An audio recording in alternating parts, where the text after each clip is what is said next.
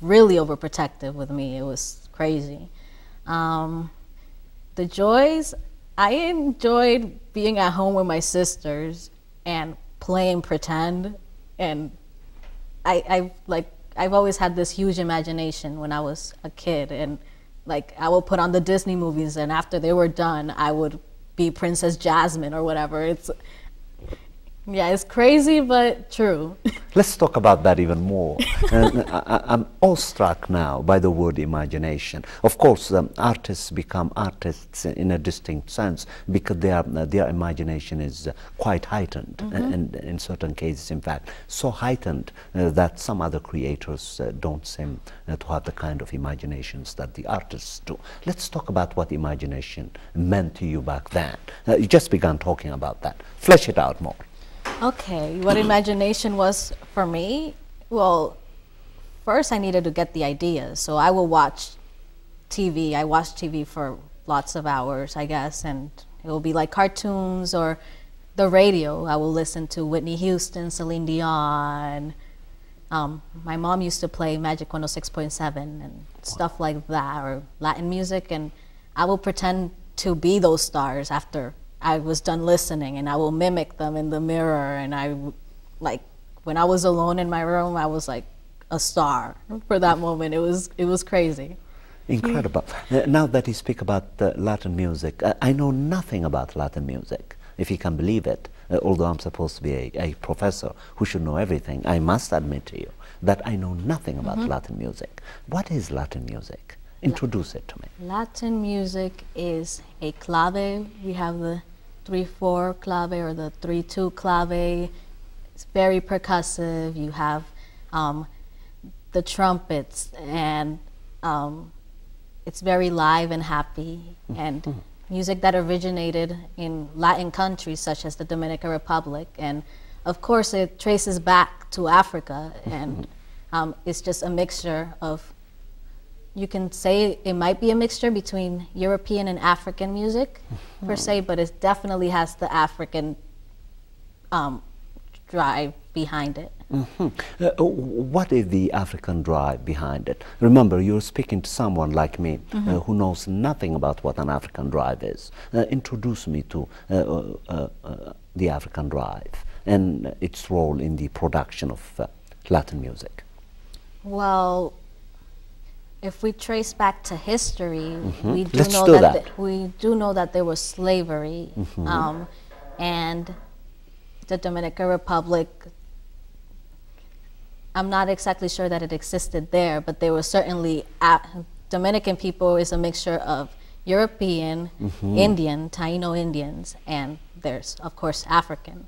And when the Africans migrated over to the Dominican Republic, there came their culture along with it. It's just a mixture of cultures, you see, just like America. We have American music is just a mixture of different styles. We wouldn't have it if it wasn't for the slaves coming in with their music and mixing it with the European hymns, etc. I was just looking at your portfolio. I lived through it very quickly. It has so many things in it. Take out a few things from the portfolio that you're very proud of, that later became a justification for you to be accepted by Berklee College of Music.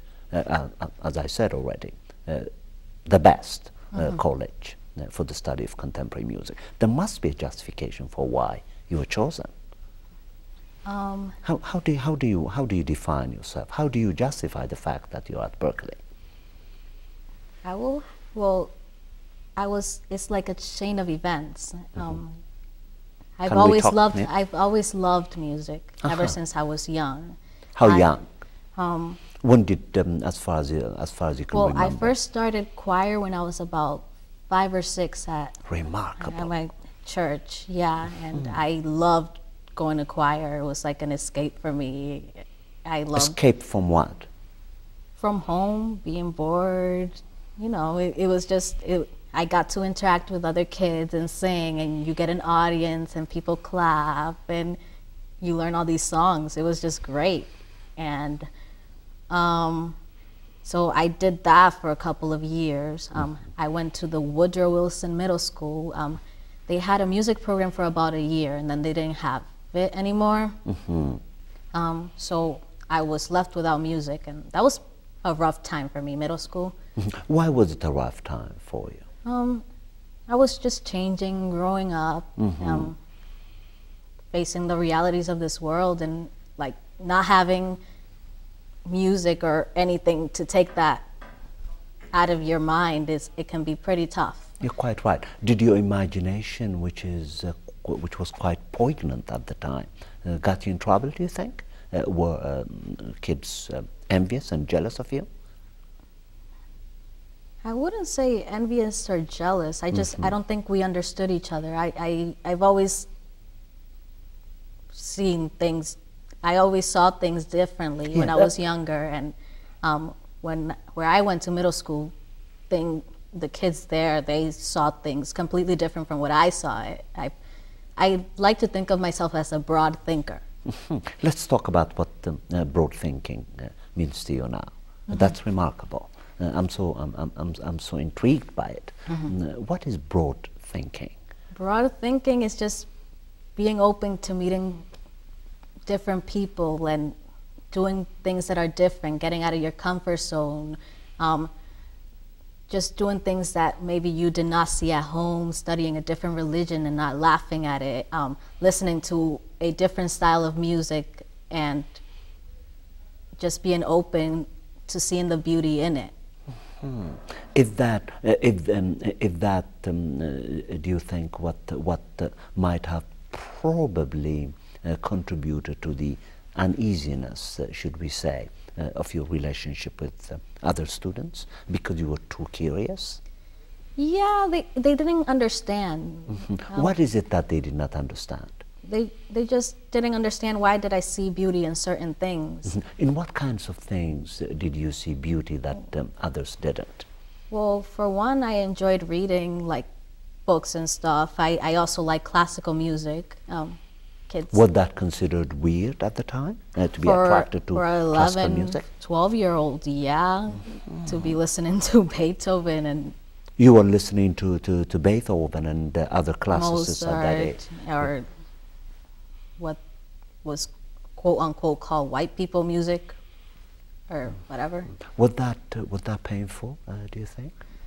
How did you handle it? I guess at the time I didn't think of it as painful. I just didn't really connect. So how did you negotiate it?